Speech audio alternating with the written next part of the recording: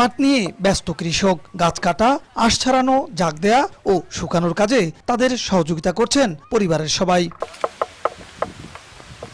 মৌসুম শেষে গাইবান্ধার চরাঞ্চল ও নিম্নাঞ্চলে পাট কাটার কাজ করছেন চাষিরা। তবে গত কয়েক বছর পাটের ন্যায্য মূল্য না পেয়ে দুশ্চিন্তায় ছিলেন তারা। তবে এবার বাজারে ভালো দাম পাওয়ায় খুশি কৃষক।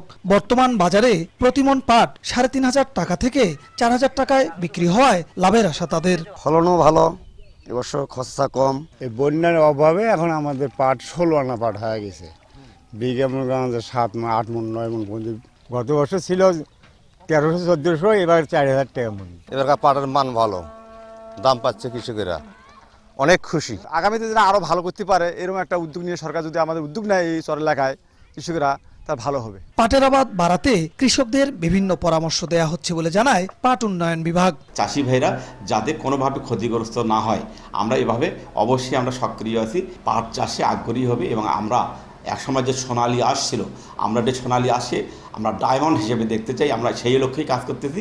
কৃষি বিভাগের তথ্য মতে চলতি মৌসুমে গাইবান্ধায় ১৩,৮২২ হেক্টর জমিতে পাট চাষ হয়েছে।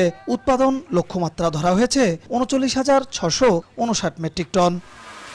বিপ্লব ইসলাম, সময় সংবাদ, গাইবান্ধা।